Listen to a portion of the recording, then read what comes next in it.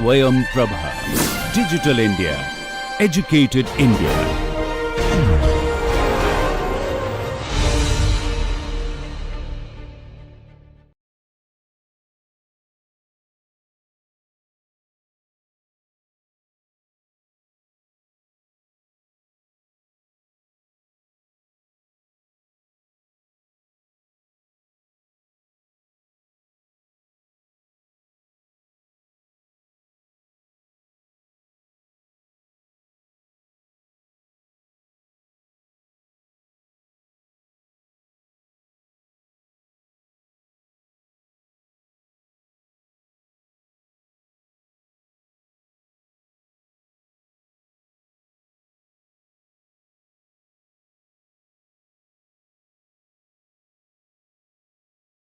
Hello everyone, I welcome you to this program on philosophy of architecture. It will be conducted by me. I am Professor Abhishek. I currently am a principal of a management institute in Calcutta, and I have taught this course earlier several times at design universities and architecture programs at Anant National University, Ahmedabad. My education is from the management field. However, my interests and my writings dwell deeply on the topics related to architecture, to space, to design, to form and function, to all aspects that concern architecture. My writings and preoccupations also relate to areas of philosophy, language, sociology, psychology and economics. So, what I bring to this course is an interdisciplinary understanding of architecture and of interdisciplinary consciousness that can illuminate the discipline of architecture. This course is titled Philosophy of Architecture. So, it is not theory of architecture, it is not history of architecture, it is neither a sociological or a psychological analysis of architecture. It is philosophy of architecture. Now, if you know the meaning of the word philosophy, or if you know the discipline philosophy, philosophy by very definition means love of knowledge. It can be broken down into two parts, phil plus sophy. So, phil means love and sophy is knowledge. So, love for knowledge, and when we say philosophy of architecture, it is about love for the knowledge concerning architecture. So, that is how we will look at this subject or this course called philosophy of architecture. A few more points. Love for knowledge is a very general term, and this general term is not enough. So, when we look at this course and its structure, you may have seen it in the program details, it delves deep into philosophical concepts and various sayings by philosophers on the topic of architecture. Now, these philosophers also are not general philosophers or very specific philosophers. They are some of the greatest philosophers that have lived on this earth, and some of them have spoken about architecture as a discipline. This has been a concern in their thinking and in their life. So, I have chosen various philosophers and their works which relate to the field of architecture, sometimes directly and sometimes could be indirectly, because they might be addressing issues that concern architecture at the principal level. It may not be concerning architecture at the technical level, which means actual building of buildings. So, let me repeat that this course at the general level will interest everyone who is interested in looking at beautiful buildings, everyone who is staying in a beautiful building and wants to understand what really my building says to me when I live in that building, or I am just interested, those who are just interested in the aesthetics of building. So, when we drive around cities or when we walk around parks, or when we visit monuments and historical places, we are interested in beautiful buildings. And this course will help us understand our own aesthetic experience of engaging with these buildings. This is at the general level, but at the deeper level and at the technical level, this course will also address students of architecture, because students who undergo various courses in architecture, notably bachelors in architecture or masters in architecture, they study architecture at the technical level. They study architecture as a skill. They study architecture as also theory, and they also study architecture for career. This course will also help them, because it may not teach you, or it may not teach the students of architecture who are doing either bachelor's or master's or even doctorate in architecture, it may not teach you the skills that would inform your work, but it would teach you the principles which has governed the discipline of architecture over last maybe 1000 years, or it continues to, the skills, the principles that continue to govern the field of architecture even today. And this course will also conduct an interrogation, it will conduct an inquiry into these principles as to should we look at this principle in the way it has been seen over last centuries, or can we look at it differently. It will also look at how various philosophers and those who are concerned with the field of architecture, how have they looked at these principles, and have they made an improvement over the existing discipline that they found when they started thinking or writing about this architecture.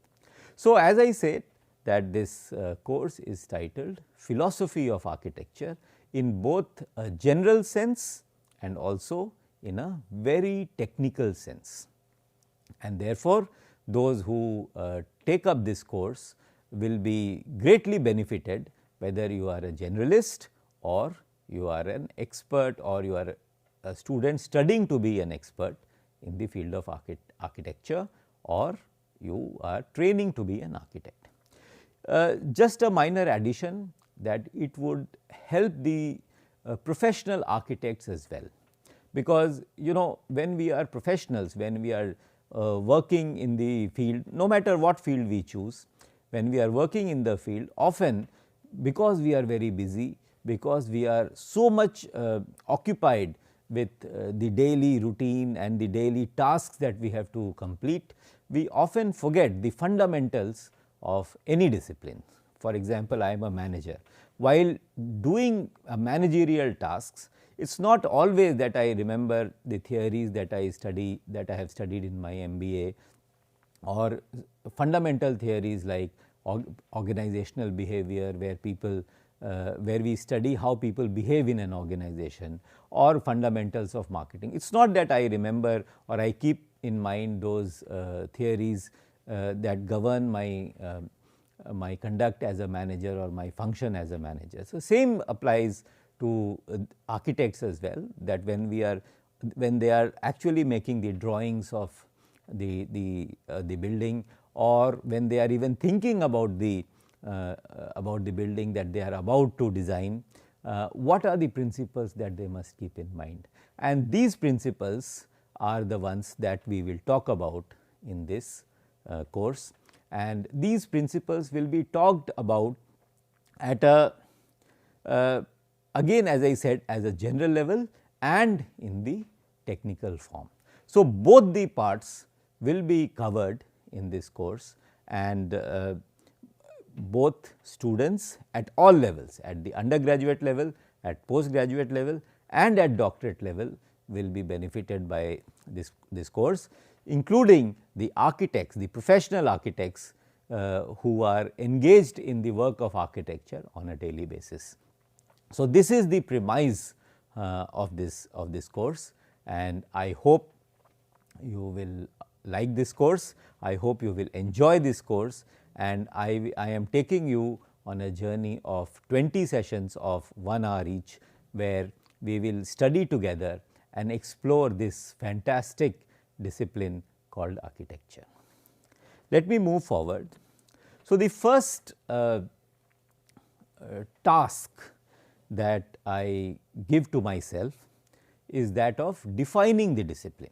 Now, what really is architecture? We can of course go to the dictionary and see what the word architect means, what architect means or architecture means, and so on. But that is a very simple thing to do, and that all of you students can do on your own. Therefore, the first step that I want to take in this subject or in this course is what really is the task of architecture. What does architecture do? And I will take this path in trying to define this discipline called architecture. Before I move forward, I would like you to look at the pictures that are presented to you on these slides. Each one of these pictures have a story, and in some cases I will tell you in detail what the story is, what this picture is all about. In some cases I will leave it to you. I would urge you, whenever you find time and interest, you Google these pictures and try and find out more about these buildings, because each one of these buildings that you see on the slide would be trendsetters. They are the buildings that have inspired thousands and millions of architects and students of architecture, and even laymen who have thought of making a home of their own or a public building, or politicians who want a public building in their edification of some idea. So, what I am trying to say is that do not ignore the pictures that are present in this slide. Each one of them have something to say. For example, this building that you see right now is called Falling Waters, and it is designed by an architect called Frank Lloyd Wright. You would hear about him and about this building more and more as we go forward in this course. Let me move further. So, as I said that we would try and define architecture by understanding what is the task of architecture. And what really is the task of architecture? Who better can tell than the architects themselves? So, when we pose this question to architects, and these are not ordinary architects, these are renowned architects, the ones who have shaped the discipline of architecture. So, when we pose this question, what is architecture to them? These are some of the answers given. We would go each one of these answers one by one. The first architect, he is a British architect called Cedric Price, and he said architecture is what architects do. Now, this is a very simplistic definition, that in the action, in that what is done, the discipline is defined. I am a student of economics, and there is a definition of economics in this form also, where we say economics is what economists do. So, this is a very simple definition. However, it is not as simple as it seems, because what do architects do? And it is again not very easy to define what do architects do. Do they make buildings? Do they make roads? Do they make bridges? Do they design public buildings? Do they design homes? Or do they stop at designing homes? Do they stop at designing monuments? Or do they design something more than the building or the structure? So, and good example is the picture that you see on the screen. This is Sabarmati Ashram, designed by one of the most world renowned architect called Charles Correa. Now, those of you who have been to Ahmedabad and who have seen this Sabarmati Ashram, you would testify, or you would understand that this building is not a simple building. Sabarmati Ashram is, and as you can see in this slide and in this picture, the kind of simplicity that that shows in this building, in the floor, in the roof, and in the pillars, and in the surfaces that stare at us, they are all very simple, very Spartan, something similar to what Gandhiji lived for. and Gandhiji's life embodied. So, when Charles Correa was designing this building, this Sabarmati Ashram, in fact, this is a part of the Sabarmati Ashram, this is not the full Sabarmati Ashram. So, when Charles Correa was designing this building, I am sure he had this in his mind, that the building that he designs lives up to the ideals of Mahatma Gandhi. So, therefore, we come back to this answer given by the architect Cedric Price: architecture is what architects do. So, therefore, the question is, what do architects do? And this is a question that we will live with, we will discuss, we will interrogate, we will think about, we will reflect upon, and we will wonder about in this entire course of 20 hours. The second answer is given by Walter Gropius. Now, Walter Gropius is a designer. He is an architect and he is also a designer. In fact, he is known more as a designer. And in early 20th century, Walter Gropius created a school called Bauhaus. It started in Germany, and he was the first director of Bauhaus School of Design. And he, in some sense, was the inaugurator of the discipline called design. However, when he was asked this question, what is architecture? His answer was, architecture begins where engineering ends. Now, architecture begins where engineering ends can be seen in many ways. One way is that where engineering ends. So, let us focus on where engineering ends. Where does engineering end? Where the functionality ends, where the efficiency ends, where the technical part of the structure ends. So, that is where architecture begins. Now, if the functionality is complete, if the purpose for which the building or the machine is designed, if the purpose is met, then what is the need for architecture? What is the need for anything more than that? And that is what perhaps Walter Gropius is indicating towards. He is saying architecture begins where engineering ends. So, therefore, again there is an inquiry, there is wonder, there is a questioning that what really happens after the functionality or the technicality ends. Is it about aesthetics or is it about something more than aesthetics? Is it about something which is abstract, or can there be something concrete even after where engineering ends? So, this is another set of questions that all of us must think about when we go through this course. And those of you who are doing various other courses in architecture, you must continue to think about these questions. The third definition given by again a renowned architect Louis Kahn is, architecture is the making of a room. Now, this statement is not so simple. Architecture is the making of a room. Now, in one sense, we understand that room is a room, like a living room, a dining room, a kitchen, and so on. So, making of a room, but making of a room can also mean making space, making room in an abstract sense, that you create opportunities for some activity. So, that some activity could be something very concrete, or it could even be something like thinking, that are you making room for thinking? And if you are making room for thinking, then it need not be only physical, it can be an abstract space in your mind as well. So, that is why when we say architecture, or when Louis Kahn says architecture is the making of a room, what room is architecture making, creating for? What kind of room architecture is creating? Is it the room for aesthetics? Is it the room for thinking? Is it the room for living? Is it the room for carrying your life? What is the purpose for which architecture is creating a room?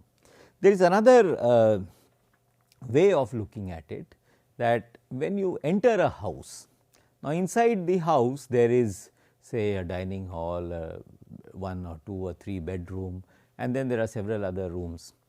Now, is it possible for you to see, suppose clearly in a house there are 4 rooms, which includes all possible configurations. Suppose there are 4 rooms. Can you see the 5th room in that house? Can you see 6th room in that house?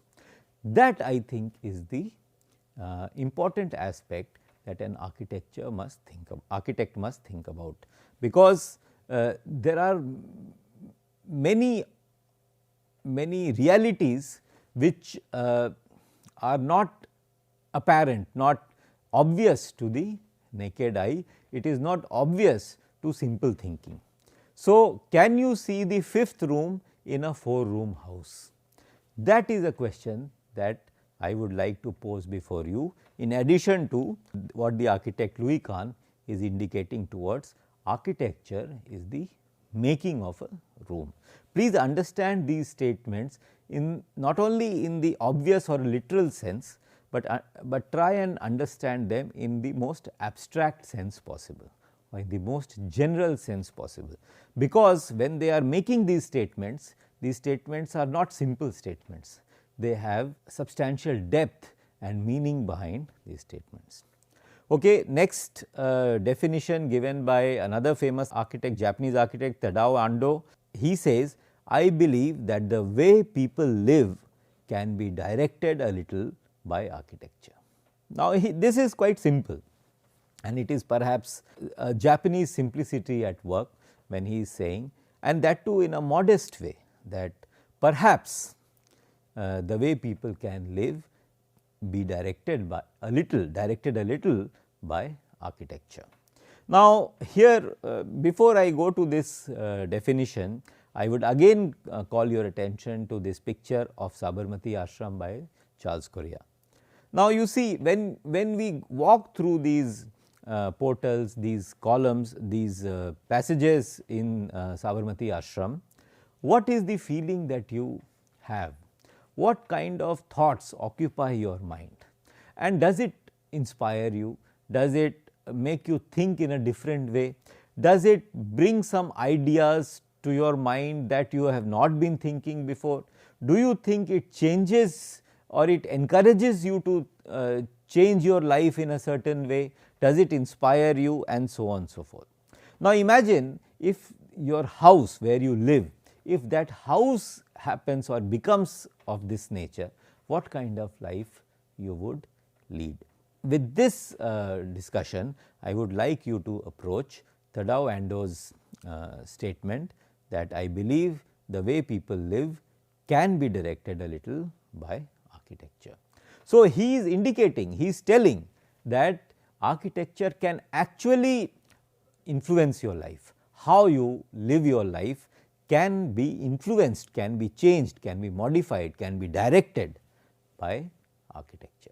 So, essentially what he is saying is that the life you lead depends on the kind of house you live in, and the architecture of that house directs or affects the kind of life you lead. So, therefore, I would like to say that architecture is so fundamental, or it can be so fundamental, that your life itself can be, or the way you live your life can be altered simply by living in a different kind of house. Let us move forward, some more definitions. Another famous architect, Zaha Hadid. She is one of the very few lady architects who is of world renown, and I am sure things will change, because today a large number of women students are studying architecture in various departments of architecture in universities, in design schools, and many of them are doing tremendously well. Even in India, there are several women architects who are of great renown. Zaha Hadid is an inspiration to all of them, to all men and women, but also women, because she herself is a woman. And recently Bangladesh is in news. Zaha Hadid has designed the parliament of Bangladesh. So, let us look at the definition that she gives to architecture, and she says there are 360 degrees, and so why stick to one? Now, Zaha Hadid, if you look at her architecture, you will see that there is a beautiful play with slant, with degree and so on. So, and with this roundness is one of the themes that she works with. So, 360 degrees. So, essentially what she is saying is, see, because when we think of a house, we think of cubes, we think of square, we think of rectangle, but she is saying is, why look at buildings in only one way? Why should they be only square? Like in this studio that I am saying, this is a square or it is a cube, but what she is saying is that why be so conventional and look at only one way of designing houses or designing rooms. Why there are 360 degrees. So, all of us know that in a circle there are 360 degrees. So, why do not we have different combinations of 360 degrees, and why look at only 90 degree or 180 degree, which is straight lines. So, perhaps she brings to the discipline of architecture notably or a distinctly feminine way of looking at architecture, but this is a very very fertile kind of definition when she says that there are 360 degrees. So, why stick to one? Next definition is given by again a famous architect, Mies van der Rohe, and he says that architecture is the will of the age conceived in spatial terms. Now, will of the age. Now, how do we understand age? Age could be say a century, age could be a decade, age could be a millennium, age could be in other terms like Renaissance, modern, postmodern, ancient, it could also be seen that way.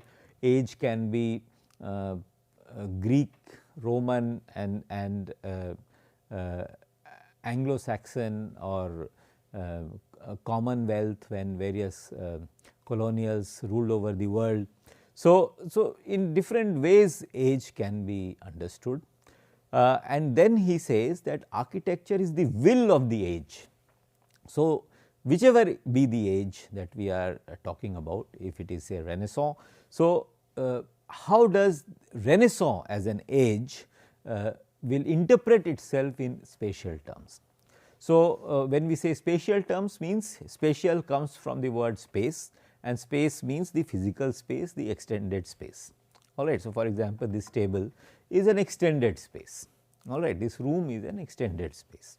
We are an extended space. So, anything that has a form and that can be touched and felt. So, that is space and spatial terms.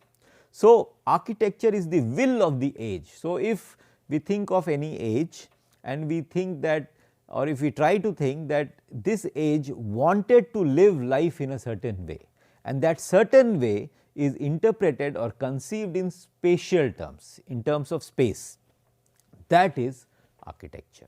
So, if we want to understand what is the will of the age, we should look at the buildings that were constructed during that age, and that will tell us what is the architecture of that age. So, today's architecture, when we look around what kind of buildings are being constructed, that is the will of today's age. So, for example, in Delhi we have seen Kartavya Path, we have seen the new parliament, we have seen Ahmedabad, the riverfront. So, these are public buildings that all of us can see, and they are all constructed in our lifetime. So, we can say that they represent the will of today's age. So, Mies van der Rohe is saying that architecture is the will of the age conceived in spatial terms. All right. Next definition again given by Louis Kahn, the famous architect who has designed, I mean many of you would know that there is an institution in Ahmedabad called Indian Institute of Management, IIMA, and Louis Kahn has designed a part of that building, and he says architecture is the thoughtful making of space. Now, thoughtful making of space, of course, see if we go the previous one, you see architecture begins where engineering ends. So, engineering is also thoughtful making of space, but architecture is thoughtful making of space in a slightly different sense. All right. This thoughtful is not the thoughtful of engineering discipline. This thoughtful has a sense of aesthetics, it has a sense of creativity, it has a sense of abstraction. Engineering is also thoughtful, but it is thoughtful in the sense of say clear scientific physical terms. It is thoughtful in the sense of making it efficient, in the sense of making it effective, but architecture is thoughtful in the sense of interpreting abstractions, abstract ideas in spatial. So, that is what Louis Kahn is saying, that architecture is the thoughtful making of space. All right. And then let us go to the next one, Ingalls. He says architecture is about trying to make the world a little more like our dreams. Now, what are our dreams? These are not the dreams that, I mean, here he is not talking of the dreams that President APJ Abdul Kalam said that I should have the dream that will not let me sleep. He is not talking of that. He is talking of dreams that we have when we are asleep. So, and what is the quality of those dreams? Those dreams are fantastic. They have enormous creative energy. They throw up images that are fantastic, they are colorful, they are energetic, and so on. So, what Ingalls is saying, that architecture is about an effort that tries to make our world a little like our dreams. So, I mean, what is so exciting about this world if we see in spatial terms? So, one thing exciting is that we see we wear different types of clothes, we eat different types of food, and we live in food, cloth and shelter. So, each one of these three are created in so many multiple and colorful forms that people lead an exciting life.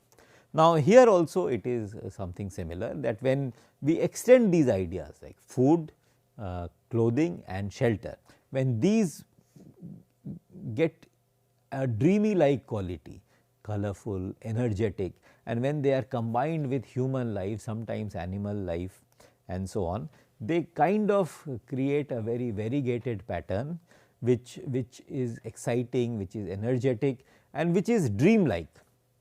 So, Ingalls is saying that architecture is about interpreting and transforming your physical world, real world with a dream like quality. So, when we walk around, we should see a dream, we should have a dream like experience of walking around the house or a city. Then Frank Lloyd Wright, if you remember, I showed you that the first picture, this picture which is called Falling Waters, this is the house that Frank Lloyd Wright made. It is a good example of organic architecture which we will deal with later. So, Frank Lloyd Wright, this is the person, and if you look at the last entry, and he is saying that space is the breath of art. Now, what is he saying? Because in this statement there is no architecture. Now, Frank Lloyd Wright is one of the greatest architects of not our times, of previous early 20th century is when he made his buildings. And when he is defining architecture as space is the breath of art, what is he saying? He is saying that architecture has largely these three elements. One is space, and then it is breadth, and then it is art. So, architecture has space, it has breadth, and it has art. So, space all of us understand, because architecture is about construction of structures and larger structures, smaller structures, bigger structures, but structures. So, space it deals with spatial structures, and then it is breadth of art. So, it has something about art. Architecture has an artistic quality. So, that is what he is saying, that architecture is an art, but it is not a simple art, it is a breadth of art. Now, what is the breadth of art? Breath of art, now who takes breath? All of us breathe, all of us have breath, and we are alive till we breathe. So, breath of art is something that is living, and therefore, what he is saying is that architecture is a living monument, it is a living structure, that is one. Second, breath is something that we cannot see, we can only feel, we can only experience that breath is going in and coming out. So, Frank Lloyd Wright says that space is the breath of art. So, space, what kind of space? Architectural space, and it is breath of art. So, art, no matter how we define art, it is the breath of art, the spirit of art, the abstract idea, the abstraction that drives art, that is breath of art, and space is the breath of art. So, when space is breathing, when space is breathing with the essence of art or artistic quality, then it becomes architecture. That is, these are some of the definitions that architecture has received over a period of time from different great architects. Okay, let us move forward. The picture that you see in this slide is by a great Finnish means architect from Finland, Alvar Aalto. He created this building, and this is the auditorium of Helsinki University. So, you can take a good look at this picture. If you wish, you can even Google the picture and see for yourself what are the unique characteristics of this structure. All right. So, now we can have some kind of a definition. I am proposing a definition, and we will keep coming back to this definition again and again over this course of 20 lectures.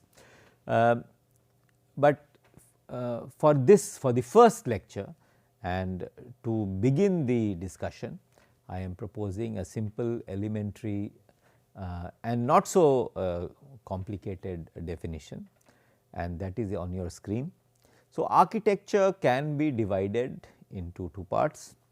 It has a form and it has ideas that govern those forms. So, both two-pronged definition, form and ideas. Now, form itself has two parts. One is theoretical proposition and second is material proposition. Now, what do these things mean? Theoretical proposition and material proposition. Theoretical proposition, see, form studies, there is a theory of form, and form studies is an accepted discipline in the field of design.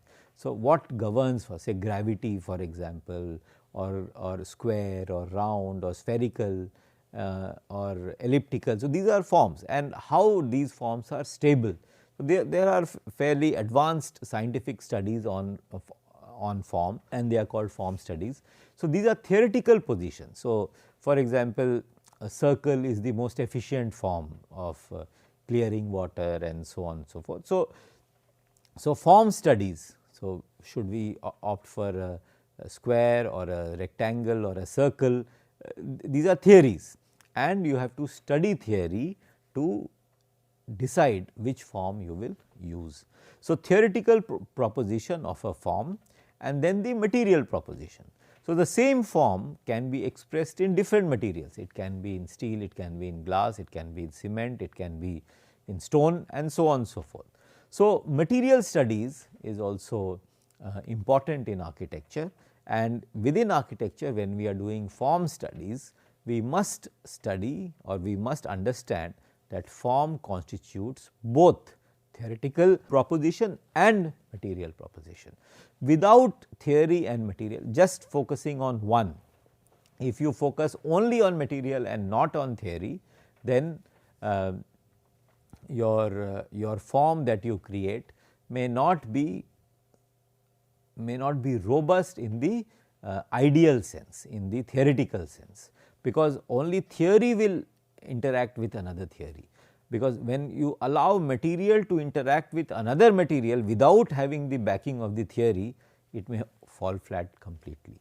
So, that is why it is important that material studies is complemented or supported by theoretical studies, and only then the form that you create would be sound, it would be sound, and it will be able to interact with other forms. So, architecture has form as a component of the discipline. Then second component of architecture as a discipline is ideas. Now, what are these ideas? Which ideas? Ideas that relate to space, ideas that relate to architecture. All right. These are not the ideas that relate to say physics or chemistry or biology. I mean it can be derived from them, but it must have a relationship with architecture. So, form and ideas, these are primarily two components of architecture as a discipline. Now, within ideas, what kind of ideas? Relationship between humanity and its conception of natural world. Now, what is this natural world? Natural world means the nature in which we live. Now, nature does not mean only forests and mountains and ocean, but nature also means where we live around. So, when we live in a city, we live in a natural way, like the way we are born as a child and then we grow up and then we go through various stages of our life. So, these are natural stages of our life, and for at each stage we require different kind of spatial requirements. So, for example, children's room are generally different from their parents. Why are they different? Because their world is different. The natural world of a child is different from the natural world of a parent. The natural world of a school is different from the natural world of a play area. So, how does humanity and natural world communicate to each other in terms of ideas, and those ideas then get interpreted in form where various materials are used and then those forms are created. So, this relationship between humanity and this conception of natural world is an important portion of ideas that contribute to development of architecture as a discipline. And finally, relationship among humans which produces a city. Now, this element, that relationship between human beings actually produce a city. Now, it is not very apparent that it should deal with architecture as a discipline. However, we must understand that it is the city where a large number of people are concentrated, and they go about their lives, go about their work, studies, and forming relationships and going through their life cycle. They are born and they mature and then they die. So, this relationship among and between human beings creates cities. Now, when we think of city, the first thing that comes to our mind is Greek cities. So, you have Athens and Sparta. So, early Greek civilization, then we have Roman civilization where it had cities, and then in India also early on, when we hear of Indus Valley civilization, we hear of cities like Harappa, Mohenjo-daro, Lothal and so on. So, these were all cities, and these cities created a platform where human beings could interact with each other, they could form relationship with each other. It is the cities that require construction, because in the cities you require roads, you require houses for people to live in, roads for people to travel, then tanks for people to store water, and granaries for people to store food and so on. This construction of a city and how city grows, or how cities get created and they grow and they become bigger and bigger and contain larger and larger number of people, that is also source of ideas that contribute to architecture, defining the discipline of architecture. So, summarizing this slide, architecture has two parts, one is form and second is ideas. Form also has two parts, theoretical and material proposition. So, theory and material that creates the form, and then the ideas, where ideas are at the micro level and at the macro level. So, relationship between humanity and its conception of natural world is at the micro level with man at the center, and ideas that relate to humans, where relationship among humans create a city, that is idea at the aggregated level or a macro level. So, that the source of ideas come and create new forms of cities. So, you will see that different cities are different, like Calcutta is not similar to Bombay and Bombay is not similar to Delhi. So, why are they different? Because the fundamental way in which people are organized in those cities, the principles that bring them together are somewhat different in these different cities, and that is why these cities are different. Let us move forward. So, as I have said that in this course we will distinguish architectural theory and philosophy of architecture. I am saying once again that theory and philosophy are slightly different, they are not the same. We are not going to study because architectural theory you would be studying in your syllabus in various courses. This is not the course which would deal with architectural theories. It will deal with an interrogation of those architectural theories. So, when we say something as a theory, we will also see how it has been criticized or how it has stood the test of time and what are the principles behind those theories. So, that is why in this course we will look at the philosophy of architecture and not theory of architecture. The second, to critically examine the evolution of architectural theory. So, theory has also grown. So, today what is applicable is not really what was applicable say 200 years back or 500 years back. So, for example, today's architecture is very plain and simple. We do not see very ornate designs in buildings today, whereas say 200-300 years back they were quite ornate, very elaborately designed. Even if you see the walls of Taj Mahal, they are so elegantly, you have flower petals and you have stems of plants and you have sacred scriptures written inscribed in the walls of Taj Mahal, even in temples.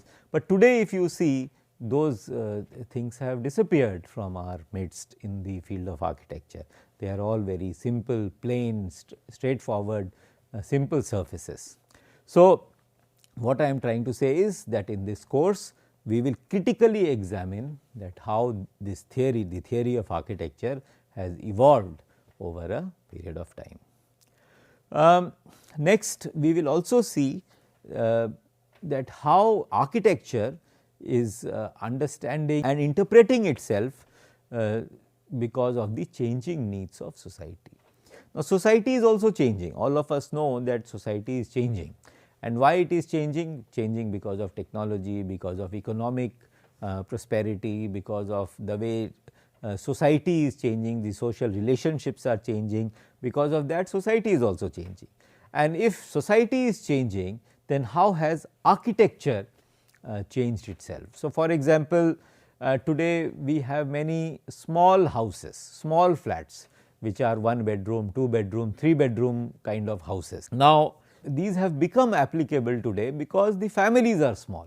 In a family you have 2, 3, 4, 5, at the most 5 or 6 people. We rarely have larger families today. So, for smaller families or what we call nuclear families, for them to live, you need smaller settlements, you need smaller houses. You do not need a house which has say 10 rooms, you do not need a house which has a courtyard, you do not need a house which has a garden. It is not required because people are busy. So, for example, the changing needs of society, the society itself, the family structure has changed. Today we have nuclear families, today we have people, number of people in a family is rarely more than 6, 7. Generally we have a husband, wife and a child. So, in a family generally we have 3. Suppose we have a couple of parents, so we have 5, 4, 5, 6, very rarely we have more than 4 or 5 people living in one house. So, for 4 or 5 people, you do not need a house which has 5 rooms, 6 rooms, you do not need a house which has a garden, you do not need a house which has granary, you do not need a house which has a huge kitchen and so on. So, which has a big storage and so on. So, see the way society has changed. If you look at older houses, say 100 years back, you see the houses, very rarely you will see houses that have just 2 rooms or 3 rooms. All of us had, if there were small houses, there were huts and so on. So, what I am trying to say is that the way the needs of society has changed, how has architecture responded to those needs? Okay, so, that we must think about and understand that architecture responds to the changing needs of society. The second is evolving frameworks of thinking. Now, thinking also has changed. The way people, say 100 years back, the way people used to think, and today the way people think is different. The way people used to think 1000 years or 500 years back and the way people think today is also very different. So, because of thinking or different ways of thinking, people's likes and dislikes also change. So, earlier people liked something which is ornate, something which is very carefully artistically designed, something which has very careful drawings of say natural objects like trees and flowers and animals and human beings. Whereas today people like simple things, very simple plain walls and simple colors and so on. So, because the framework of thinking has changed, their tastes also change. So, what they like, what they dislike also change, and how the changes in likes and dislikes influence the field of architecture. So, that also we must understand. And third point is a derivative of the second point, that changing patterns in taste. So, because thinking changes, feeling also change, and if feelings change, then what I like, what I love, what I hate, what I find irritating and what I find likable also change. So, the taste also changes. So, in this course we will also see that how architecture has changed, because society has changed, because people's thinking has changed, and because their tastes have also changed. All of this we will see in both theory and in practice. Okay, let us move forward. What you see on this slide is one of the most important books that is published on architecture in the field of architecture. Its author is a person, architect called Siegfried Giedion, and it was first published in 1941. It is titled Space, Time and Architecture, the Growth of a New Tradition. Quite a oxymoronic kind of title when you say the growth of a new tradition. Okay, so, new tradition, how can tradition be new? Because if it is a tradition, then it is old, but he is saying growth of a new tradition. So, architecture, because what he is saying is, he is indicating towards the substantial nature of the subject of architecture. Architecture is very rigid. Architecture holds itself for a significantly long period. So, when you look at a building, building remains in existence for a substantially long period, and that is why he is saying that architecture begins, or it can begin, a new tradition. So, space, time and architecture, all right. So, he is saying that architecture concerns itself with space, with time and of course architecture. So, space and time is an important component in the field of architecture. We will deal with this slide and further in the next lecture, but I must summarize where we started from, and keep in mind this space time and architecture, and let us go to the beginning. If you see this building which is called Falling Waters, you see how space and time is captured. There is a falling water, there is a waterfall, and waterfall is captured in the moment. Okay. So, space and time, and it is a fluidity of space and time. Similarly, you see Gandhiji's building, Sabarmati Ashram, space time is captured in a certain way, which is simple, austere, Spartan, religious, and so on. Similarly, it is a university, and you see how it is blossoming out. It is like narrow in the bottom, and then it is spreading. So, how space time is getting captured in different buildings. I will explain this drawing which you see, a man at the center and touching the circle, the triangle and a square in a future lecture. But let us come back to this book, Space, Time and Architecture. I leave you here. We will start the next lecture from this slide itself, but I leave you with this thought that how architecture embraces within its fold the ideas of space and time.